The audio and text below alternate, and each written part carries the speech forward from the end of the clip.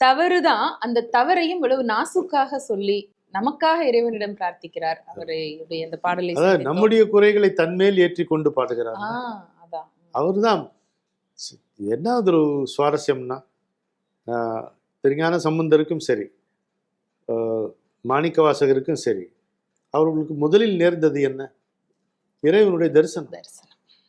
அதுக்கப்புறம் தேடல், பயணம், பாடல் அப்படின்னு போச்சு. எதுக்கு?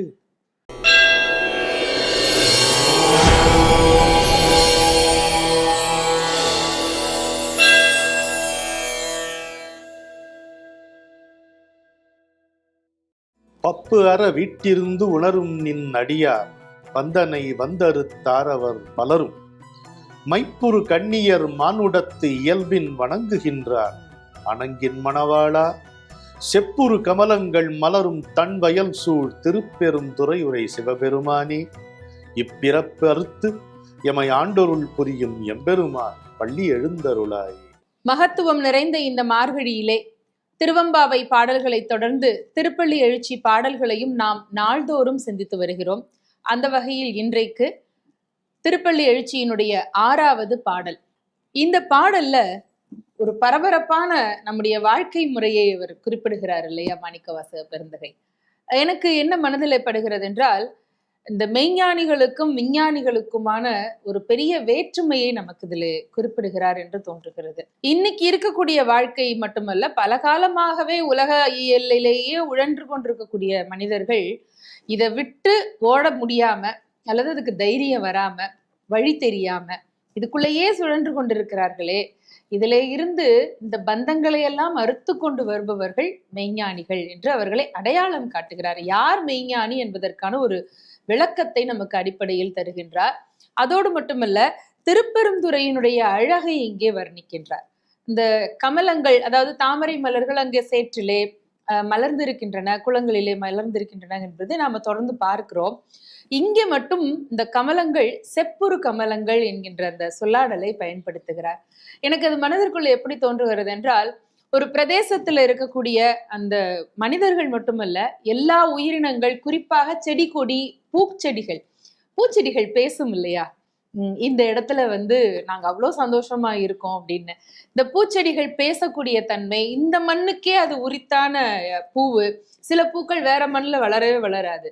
அப்படியெல்லாம் இருக்கிற போது மனிதர்கள் சொல்லுவோம், நான் திருநெல்வேலி மண்ணுக்காரன், நான் மதுரை மண்ணுக்காரன், நான் தஞ்சாவூர் மண்ணு, இப்படியெல்லாம் நம்ம பேசிக்குவோம்.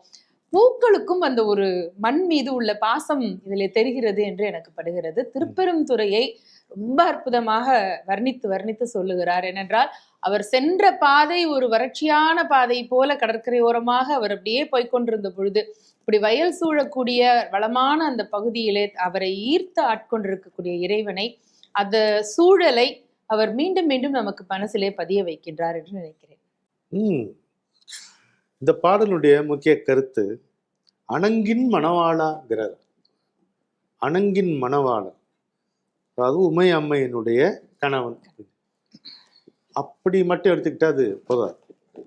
உமை அம்மை சக்தி என்பவள் பிரகிருதி, விரிந்திருக்கும் இந்த படைப்பு என்கின்ற பரப்பு. சிவம் என்பது பேருண்மை தத்துவம். சக்தியின் மூலமாகத்தான், அம்மையின் மூலமாகத்தான் நாம் அப்பனை அடைய முடியும். நம்ம எல்லாரும் பிரகிருதியில் தான் இருக்கிறோம். இயற்கை, இதன் வழி வந்த வாசனைகள், சுபாவங்கள், குறைகள், குணங்கள் எல்லாம் சேர்ந்து இருக்கும். இதன் மூலமாகத்தான் அவள் துணையோடு நாம் அவனை அடைய வேண்டும். இதுதான் கருத்து.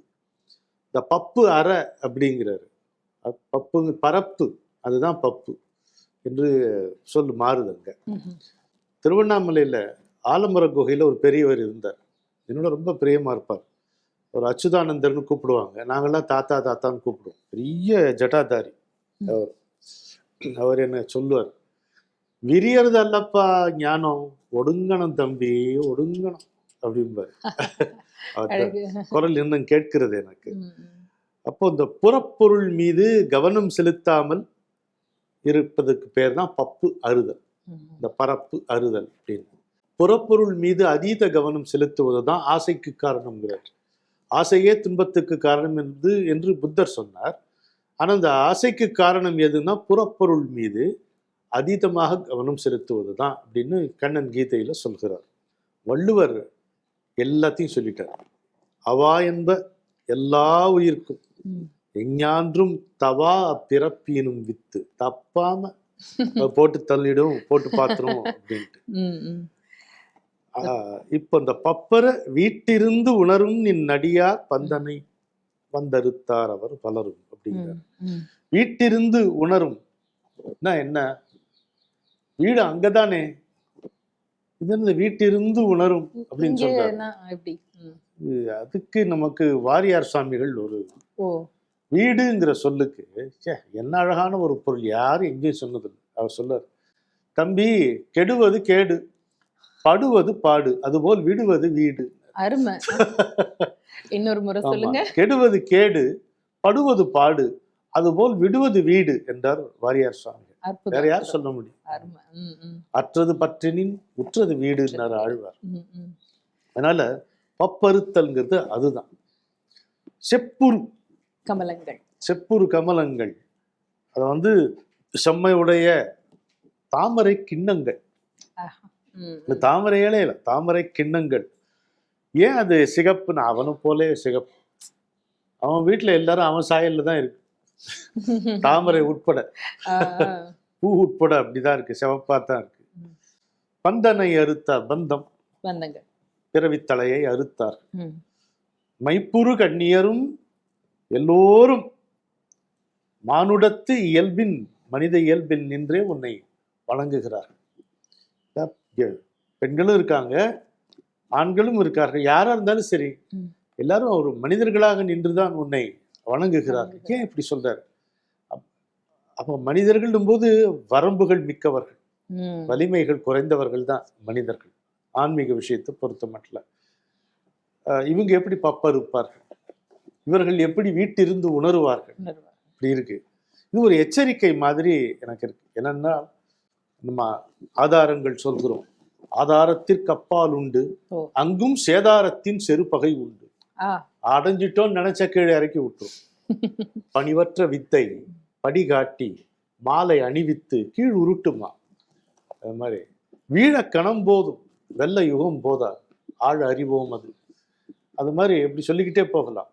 அதனால இந்த வாசனைகள்ங்கிறது அதுலதான் நம்ம மாட்டிக்கிட்டு இருக்கோம். ஒரு மனிதனை அந்த ஒரு மலை உச்சிக்கு போய் நின்று குதின்னு செய்ய வைக்கிறது இந்த வாசனைகள் தான், வாசனை பதிவுகள் அப்படின்னு சொல்றோம். ஜென்ம வாசனை. ஆமா, அந்த வாசனை. ஆமா, அதிலிருந்து நம்ம எப்படி தப்பிக்கிறது? அவனுடைய தாள்களை பணிந்துதான் பிறப்பு அறுத்து நம்ம ஆண்டொருள் புரியும்னும் போது, இந்த பிறப்பு புரியுங்கள் புரியும் ஓய் அப்படின்ற மாதிரி, புரியும் உட்காரும் அப்படின்னா ஆண்டருள் புரியும் ஒரு பொருள் இருக்கு. புரிகின்றவன் இதை செய்கின்றவன் என்கின்ற பொருளும் நமக்கு வருகிறது. எம்பெருமான் பள்ளி எழுந்த காப்பாத்துப்பா, நம்ம அந்த மாதிரிலாம் போய் சிக்கிக்க கூடாது. பூர்வத்தில் நாம் செய்த வினைகளின் பலன் இன்றைக்கு புத்தியிலே உட்கார்ந்து நம்மை செலுத்துகிறது. இததான் பதஞ்சலி புத்தி கர்மானுசாரணிங்கிறார். இதே பாரதியார் இயல்பு தவறி விருப்பம் விளைதல் இயல்வதென்றார், செயல் சித்த விருப்பை பின்பற்றும் அப்படின்னு பாரதியாருடைய மொழிபெயர்.